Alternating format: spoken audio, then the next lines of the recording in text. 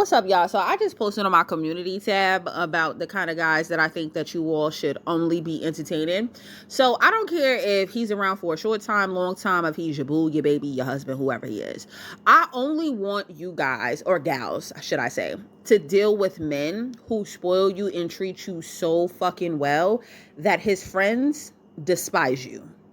And the reason why I say this is because I don't think a lot of women take into consideration the company that her man keeps. Whoever is directly around your man will surely influence his behavior, not only when it comes to himself, but when it comes to you as well. So let's just say you lucked up and you got the golden retriever out of the bunch, and he's still hanging with a whole bunch of mutts because these is the people that he grew up with or knew from work or whatever the case may be. You got to get him out of there.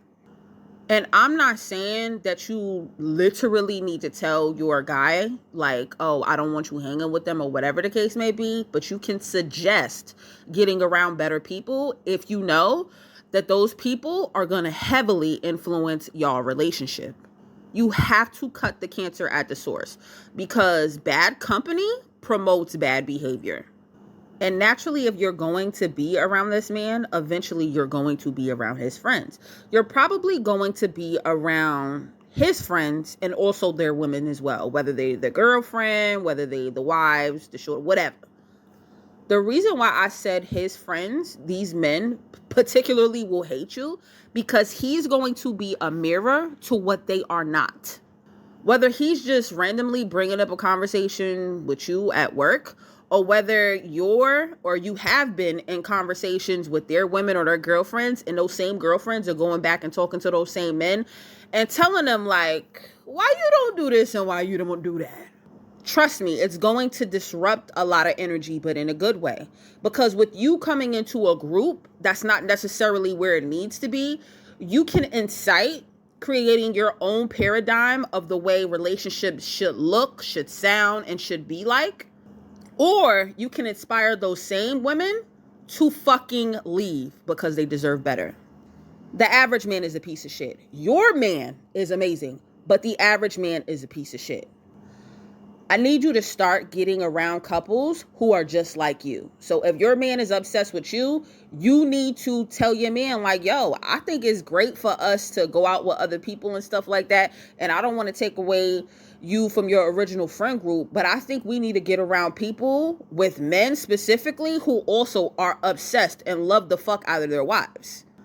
That's how you create great community. And the reason why I say this is because I know I don't particularly believe in like marriage or even like having children, but I know most people do. When you are creating a community, it first starts with you and the person you are with. Then it trickles down to like family, neighbors, different kind of things like that. If you are in close proximity with great and amazing people who have great and amazing souls, the chances of some fuck shit happening within y'all dynamic is slim to none. You want to mitigate any chance of some bullshit happening. And whether we like it or not, we are generally the natural leaders of this community. We have to inspire the change. That's why I said, suggest to your man, don't tell him who to cut off. I think if he's a very smart man, and he understands your energy, he'll understand like, yo, I see how my girl is when we around these kind of folks, and I see how my girl is when we around these kind of folks.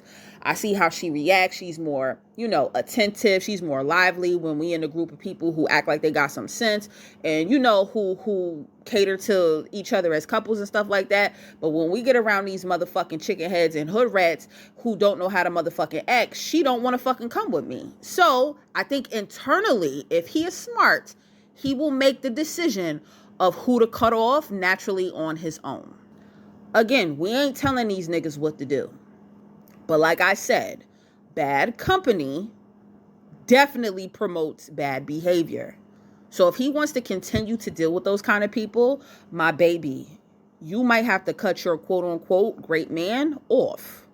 Because if a man isn't trying to elevate in status or his overall just livelihood with the kind of people he has proximity to, that's not the kind of man you want to deal with anyway.